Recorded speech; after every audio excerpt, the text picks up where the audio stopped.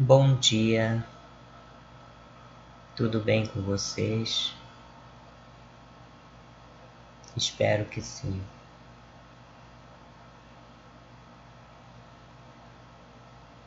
Eu espero também que vocês estejam acompanhando as videoaulas e estudando bastante. Hoje nós iremos para a terceira aula de redação, referente ao segundo bimestre. Então, nesta aula veremos sobre a narração, elementos da narrativa, marcas linguísticas da sequência narrativa e coesão da narrativa.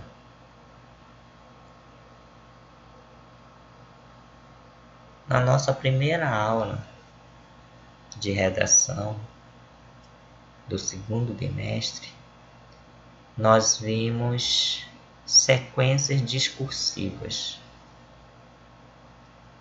Dentro dessas sequências discursivas, nós vimos de forma resumida o texto narrativo. E hoje nós iremos aprofundar no assunto da narração. E o que é narrar? Narrar é relatar fatos ou acontecimentos. Todos os dias contamos fatos reais ou imaginários. Por exemplo, quando relatas ao teu melhor amigo algo que aconteceu numa aula ou no dia em que foste à praia com a tua família.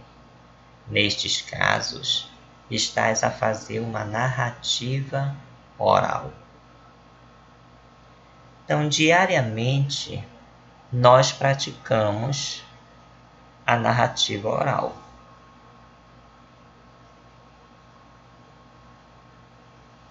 Como assim, professor? Quando você chega com um amigo ou com a sua família, com alguém do seu convívio diário, e você relata algo, um acontecimento, um fato, você está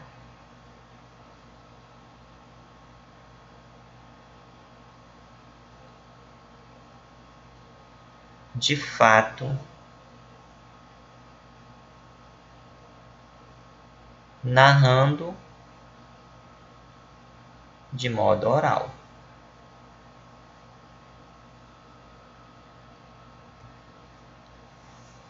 O que é narração, professor? Narração é o texto que relata fatos ou acontecimentos reais ou fictícios. Ou seja, fatos ou acontecimentos verídicos ou imaginários, de forma linear, ou seja, são fatos que seguem uma sequência cronológica, ou não linear. São fatos que não seguem uma sequência cronológica, mas que desenvolve descontinuamente, com saltos, antecipações, retrospectivas, cortes e rupturas do tempo e do espaço em que se desenvolvem as ações, com a participação de personagens cuja ação é contada por um narrador.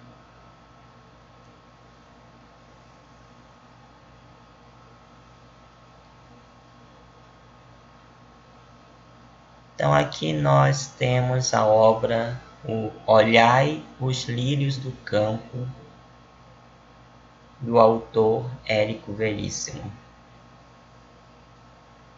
Então, dentro desta obra, nós temos dois tipos de enredos. O enredo não linear e o enredo linear. Então, o enredo não linear é a imagem que Eugênio faz de si e de seus valores, a lembrança de sua infância, traumas, aprendizados com Lívia, casamento com Eunice e a frustração. A insatisfação que Eugênio tinha com sua vida o fizera ser egocêntrico sem se importar com as pessoas que o rodeavam. Então, todos esses fatos, todos esses acontecimentos fazem parte do enredo não linear desta obra de Érico Veríssimo. Enredo linear. O personagem tem uma progressiva mudança de posição perante a existência. Após a morte de Olívia, Eugênio toma coragem e separa-se de Eunice, passa a ser um médico popular. Olívia, apesar de morta, continua viva nos pensamentos de Eugênio, conduzindo a mudança de comportamento e de ver a vida.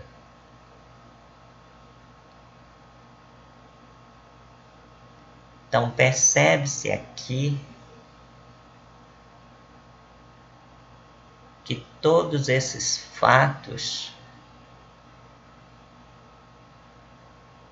são lineares. São fatos que seguem uma sequência cronológica. E quais são os elementos da narrativa, professor? Então, os elementos da narrativa são o pente. Mas por que, professor, pente? Porque o P de personagem, o E de espaço, o N de narrador, T de tempo e E de enredo. Então, o personagem são os elementos presentes na história. Nós temos o protagonista, que é o personagem principal da história, é aquele que faz e acontece. Nós temos o antagonista, que é o vilão da história, o rival, o parceiro, o que atrapalha, o inimigo.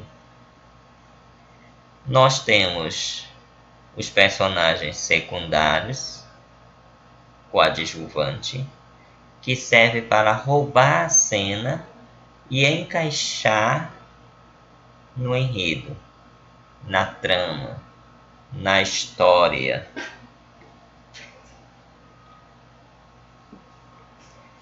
Espaço. Espaço é o local onde acontece a narrativa, ou seja, o cenário. Então, nós temos o espaço físico, tanto interno como externo.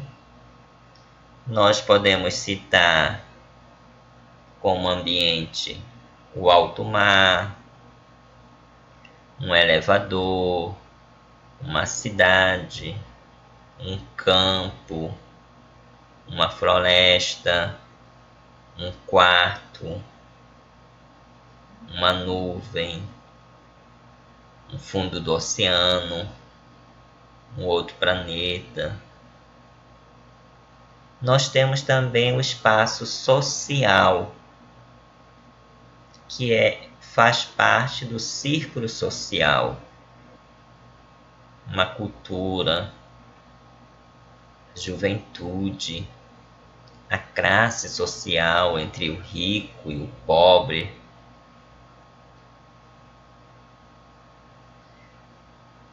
Nós temos o narrador.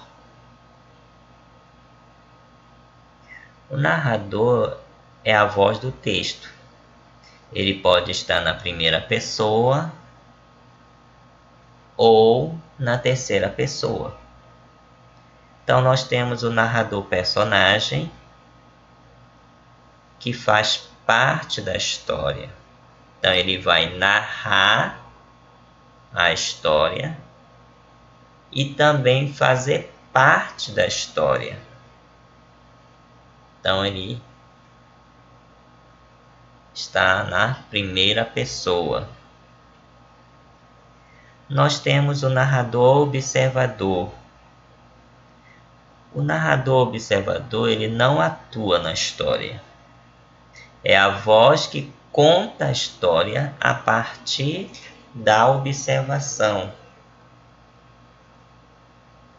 Então, está na terceira pessoa. E nós temos também o narrador onisciente. O narrador onisciente é aquele narrador que sabe tudo o que acontece na história. É o que faz o julgamento e o juízo. Então, é escrito também na terceira pessoa. Tempo. O tempo é o desencadear das ações. Nós temos o tempo cronológico, que é o tempo do relógio, ou a ordem do relógio. Nós temos o tempo psicológico, que é o tempo da subjetividade, ou seja, é o tempo da memória. Quando eu digo da memória, é quando a pessoa está recordando da sua infância ou algo que aconteceu na sua vida, a trauma que ele sofreu, né? O sonho, desejo, alucinação, tá? Tudo isso faz parte do tempo psicológico. Nós temos o tempo mítico, que é o tempo fora do tempo, tá? Nós temos o tempo histórico, que é o cronológico, ele identifica os fatos e os acontecimentos na história. E nós temos o tempo cíclico, que é o eterno retorno. Eterno retorno, ok? E nós temos o enredo,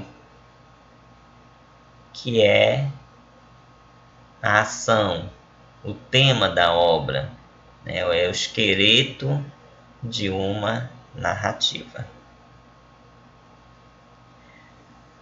Nós temos um exemplo da obra Felicidade Clandestina, da autora Clarice Lispector, que está narrada em primeira pessoa.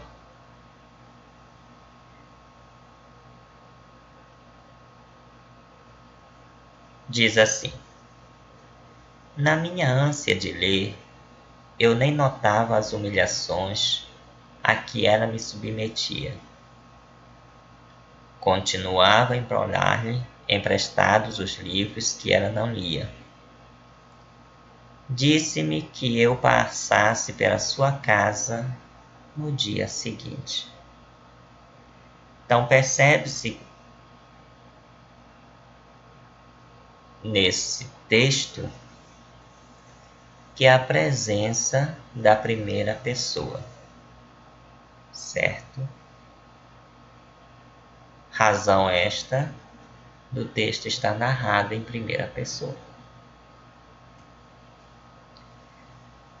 Um outro exemplo, narração em terceira pessoa, texto de Machado de Assis.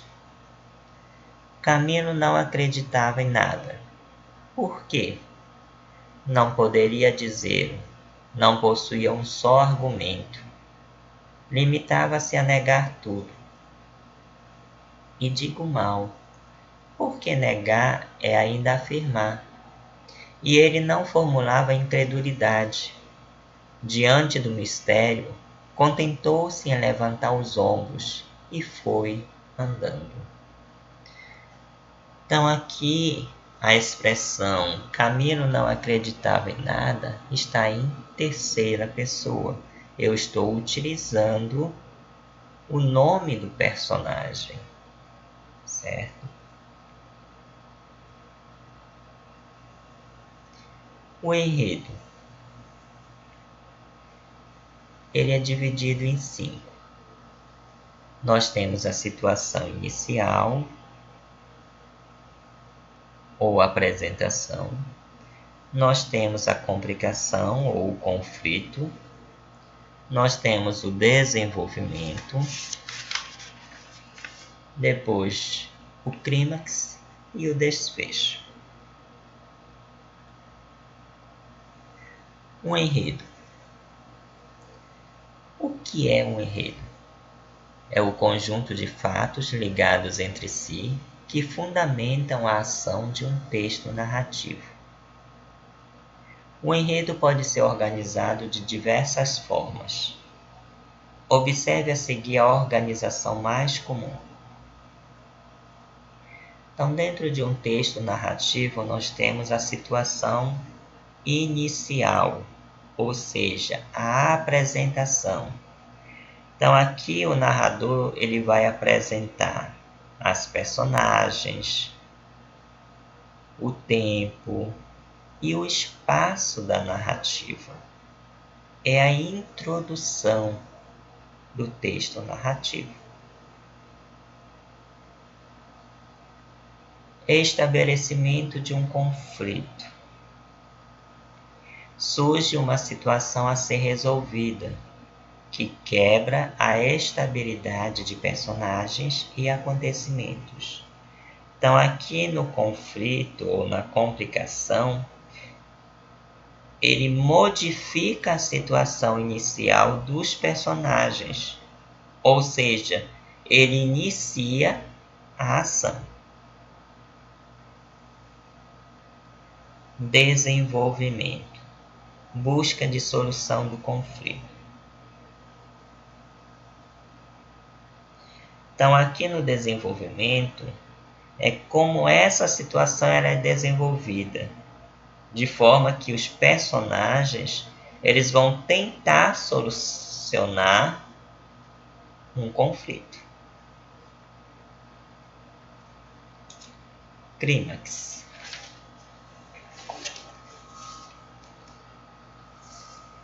É o ponto de maior tensão na narrativa. Então, o clímax ele ocorre depois de diversas ações dos personagens, né? Ele chega ao ponto de alta tensão ou emoção, né? Ou seja, ele é o ápice da história. E o desfecho é a solução do conflito, ou seja, ele é a resolução ou situação final. Então, quando existe a solução do conflito. Tá?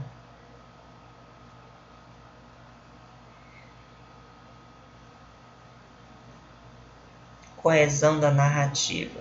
Nós temos a coesão referencial.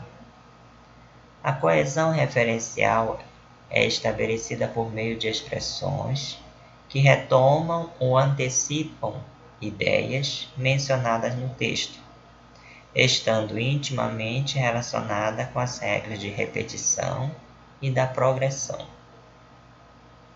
Esse tipo de coesão serve para evitar repetição desnecessária de termos, além de garantir que uma informação nova esteja claramente conectada à outra que já havia sido mencionada. Então, aqui na coesão referencial,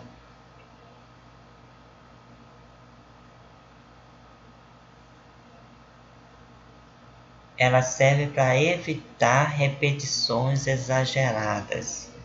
Então, dentro de uma produção textual, uma redação, dentro de um parágrafo, suponhamos, né?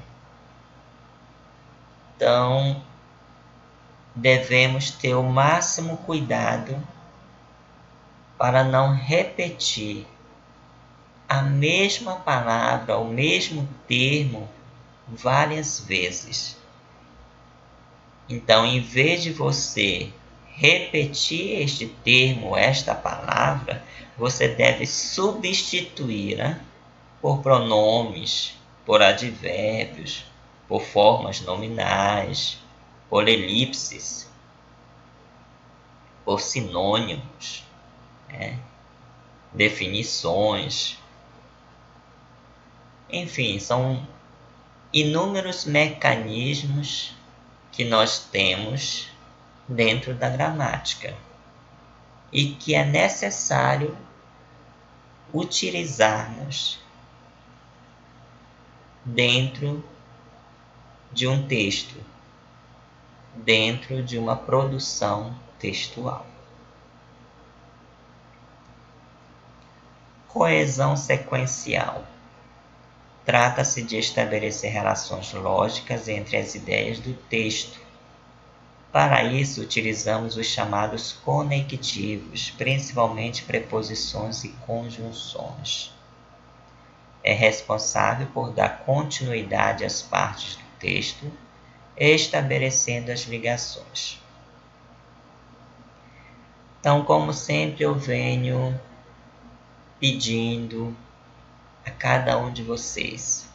Então, dentro de uma redação, o que é importante? Primeiro, é o que nós vimos agora há pouco, a coesão referencial, né? Evitar repetições exageradas.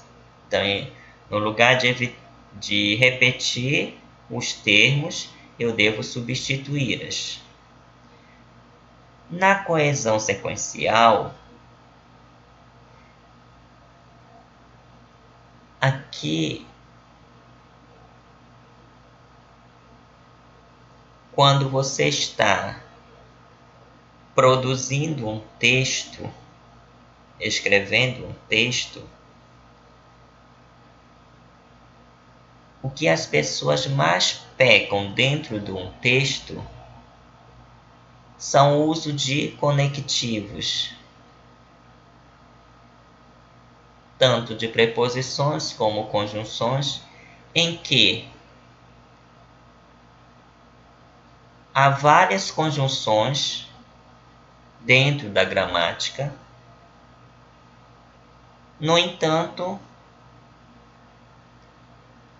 as pessoas acabam repetindo as mesmas conjunções. Então, faz-se necessário aprender novas conjunções para não repeti-las. E que através destas conjunções e destas preposições nós possamos estabelecer ligações entre as partes dentro do parágrafo do texto, certo? Nós temos aqui uma história em quadrinhos. Será que eles não ficam querendo sair desse vidro, mãe? Acho que não. Então aqui nós temos uma história em quadrinhos. Ela é um texto narrativo? O que vocês acham?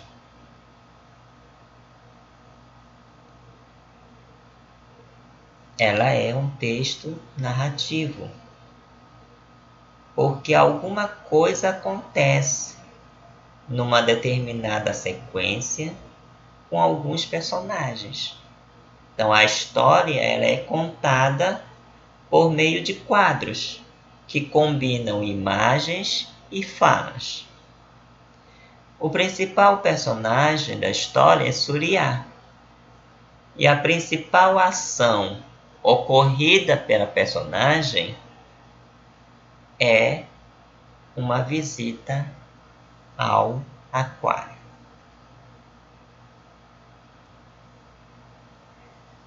Nós temos aqui um outro exemplo, os cegos e o elefante.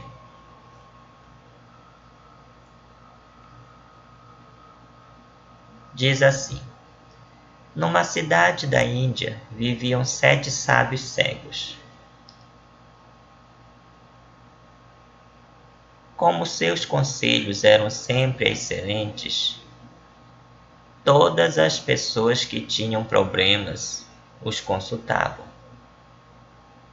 Embora fossem amigos, havia uma certa rivalidade entre eles, que de vez em quando discutiam sobre qual seria o mais sábio.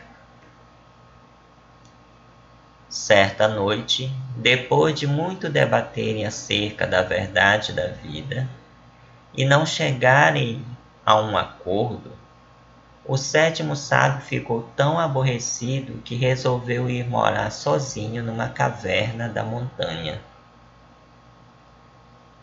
Disse aos companheiros: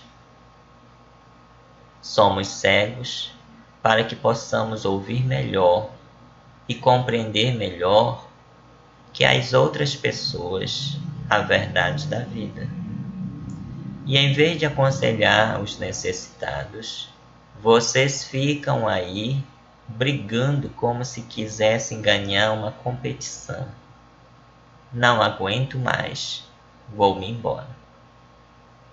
No dia seguinte, chegou à cidade um comerciante montado num elefante imenso.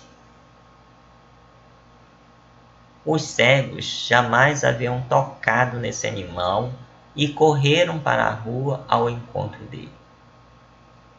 O primeiro sábio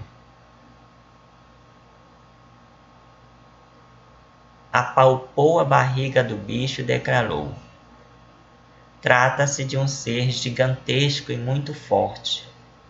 Posso tocar em seus músculos e eles não se movem. Parecem paredes. Que bobagem, disse o segundo sábio, tocando na presa do elefante. Este animal é pontudo como uma lança, uma arma de guerra. Ele se parece com um tigre dente de sabre. Ambos se enganam, retrucou o terceiro sábio, que apalpava a tromba do elefante. Este animal é idêntico a uma serpente, mas não morde, porque não tem dente na boca. É uma cobra mansa e macia. Vocês estão totalmente alucinados, gritou o quinto sábio, que mexia nas orelhas do elefante. Este animal não parece com nenhum outro. Seus movimentos são ondeantes, como se seu corpo fosse uma enorme cortina ambulante. Vejam só, todos vocês, mas todos mesmo, estão completamente errados, irritou-se o sexto sábio, tocando a pequena cauda do elefante. Este animal é como uma rocha, com uma cordinha presa no corpo. Posso até me pendurar nele? E assim ficaram debatendo, aos gritos, os 6 sábios durante horas e horas, até que o 7º sábio cego o que agora habitava a montanha, apareceu conduzido por uma criança. Ouvindo a discussão, ele pediu ao menino que desenhasse no chão a figura do elefante. Quando tateou os contornos do desenho, percebeu que todos os sábios estavam certos e errados ao mesmo tempo. Agradeceu ao menino e afirmou: assim, os homens se comportam diante da verdade. Pegam apenas uma parte, pensam que é o todo e continuam sempre todos. Então aqui nós podemos perceber nesse texto que o narrador ele não participa da história como personagem. Então percebe-se pelo uso da terceira pessoa verbal desde o início da história, que diz assim: numa cidade da Índia viviam 7 sábios cegos. O protagonista é o 7º sábio cego, pelo fato dele ter descoberto como era de fato o elefante e também pela lição que dá aos outros no final da história. Então, muito obrigado por assistir a minha aula. Até a próxima. Receba o meu carinho, receba o meu abraço. Tchau, tchau.